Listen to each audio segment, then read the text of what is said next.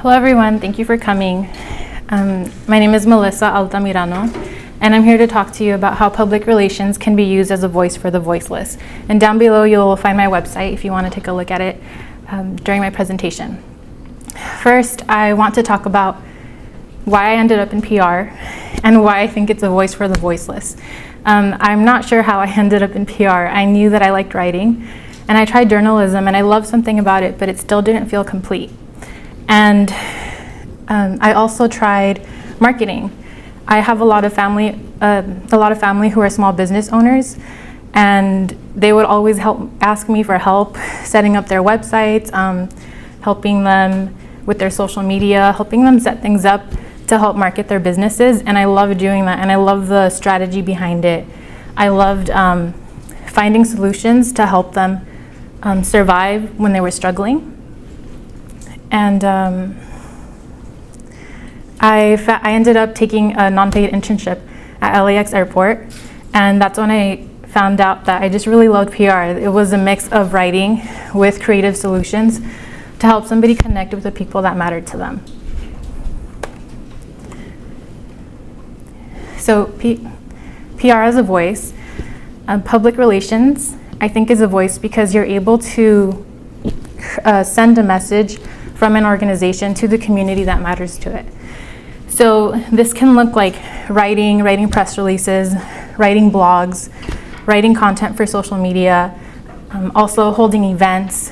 And what this comes down to is building relationships with stakeholders, investors, customers, employees, and just creating a community and building a relationship based on trust and transparency. Now, I also want to talk about the types of organizations that I consider to be voiceless and who they are. And these are organizations that I believe don't have the tools to be able to implement large PR strategies that will help ensure their success. And these can look like nonprofits, NGOs, even communities and people within communities, minorities who don't have a lot of political voice. Small businesses, charities, and also socially responsible organizations, and these can even be other companies that help give back to the world to make a good difference. And how they're voiceless, this can look like a lot of different ways. They can either have a lack of funds, so they don't have big advertising budgets or big budgets to be able to print 1,000 flyers and pass them out at the beginning of an event. Also, because they're small or sometimes they're new, they can have a lack of established media relationships, so it can be difficult for them to get their story covered or their voice heard. Also, they may just not know how. They may not know what PR is, they may not know they need it, or how to do it well. And a lot of these problems can stem from people who, like for example with small business owners who have language barriers or who don't have the resources to be able to afford to hire somebody. And how PR can help, my focus with PR would be digital PR. I've had the opportunity to manage social media and a lot of blogs, a lot of newsletters, and it just seems that there's a lot of need for writing to communicate ideas and messages from organization to the communities that they're trying to serve. And digital campaigns for PR would really help cut costs. So saving from, again, in print and advertising can really help them reach their audience. And next I'm going to talk about why this is important.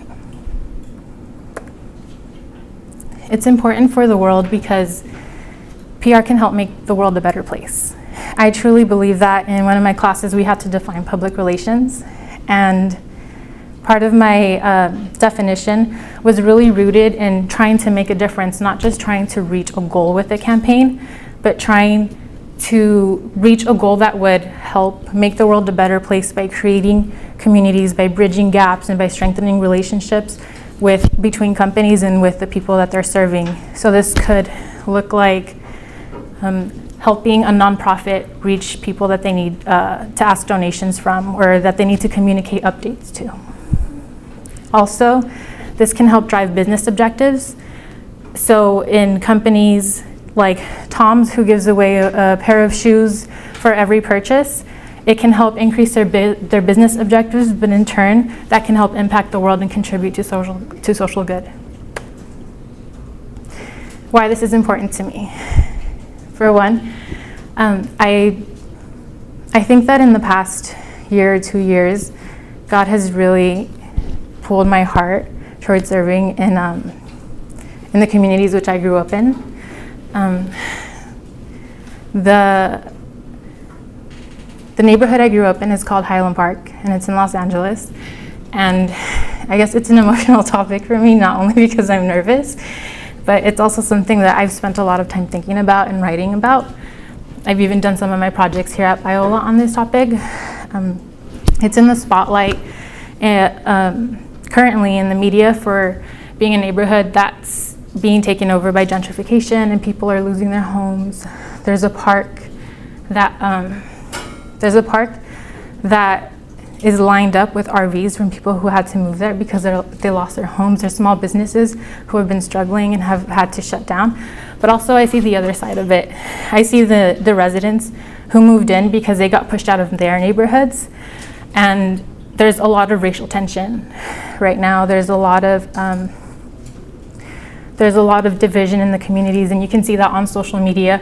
You can see that in person. People are writing on each other's businesses or posting flyers saying, "Don't shop here, these are newcomers," and it's not very nice.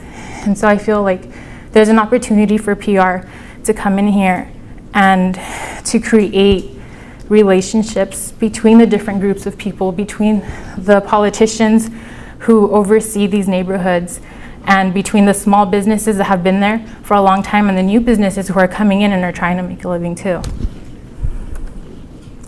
Also, this is a topic that's PR, I believe, is biblically supported. In Proverbs 31, 8-9, we're told that people in authority are supposed to speak out on behalf of the voiceless, which can be the needy, the poor, anybody who's oppressed, who is vulnerable. And also in Exodus, when God tells Moses to go and call his people out of Egypt, Moses is scared, and he tells God he doesn't want to go. And they have a conversation, and towards the end of this passage in verses 15 and 16, God reminds Moses that he created communication. He says, "I gave you your mouth, and I'll inspire your words." And he also says that he's going to send him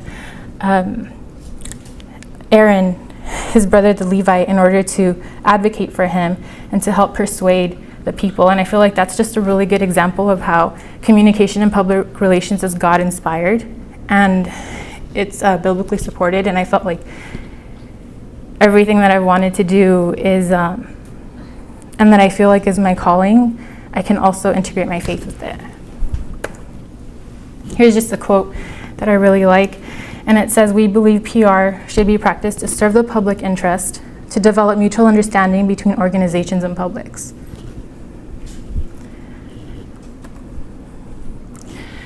Now here are some examples of success. I talked about Tom's, about them being a company who sells shoes, and for every pair of shoes that a customer buys, they donate another pair of shoes to a child in need.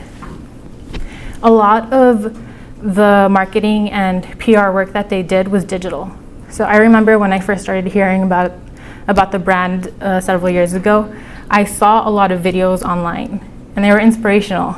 The shoes were affordable, but also most of their messaging just told you, like, you can make a difference.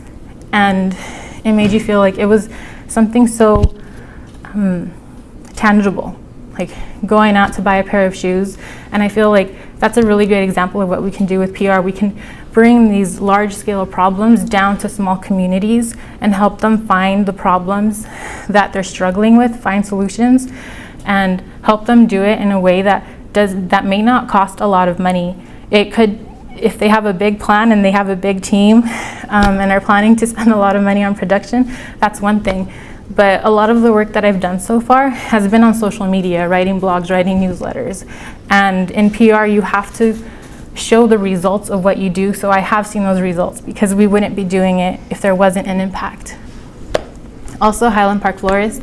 This is my aunt's flower shop, and she's the primary one who would call me to help her when she wanted to set up a website or when she had questions. And she actually had a website, and she showed it to me, and she was getting a bill for $100 a month for maintenance. And I think she had lost contact with the guy who was billing her from like 2-3 years before.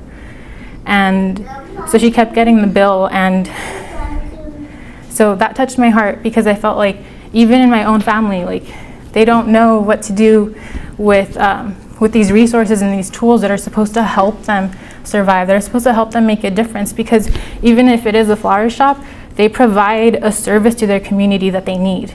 And helping her start her social media presence, start her website, I just really felt really accomplished, even if they were little small things that I could do at home, and they were apart from my internships, apart from school, apart from work. And I really felt like I could do something for her that she couldn't do for herself. And she lives and works in the community that I was talking about earlier, Highland Park. And luckily she's been able to survive. She hasn't had any bad news about having to leave. And I really think that it's because she's made it a point to try to take advantage of the tools that are there for her. And I'm there for her to help her and to support her. And I feel like that could be replicated. Also, some other ways that I've applied this into my own life. Generation Her. I interned there while being here at Biola. They are, it's a nonprofit organization that was started by a Biola alum, and she helps provide teenage single young mothers with life skills that they wouldn't get anywhere else. So sometimes she helps gives them diapers or little giveaways, and she brings in people to speakers for workshops and things like that. And for her, I was able to help her edit newsletters, manage just social media, and do a lot of little things that she just didn't have time to do. Also, Good Solutions Group. That's where I'm currently interning now. It's a very big cause marketing agency. They have very big brands like Coca-Cola, Canon, Nestle, and I really believe in what they're doing, and I believe it's a good example of what I want to do. They're doing cause marketing. They do offer some public relations, but here they partnered with Odwalla, which is considered to be a healthful juice brand, and helped connect their consumers with state parks. So, for every sale, they plant a tree or something like that. And I really stand behind companies that can connect people to building communities. And that's the conclusion of my presentation. I want to thank you for your time and open up the floor to any questions.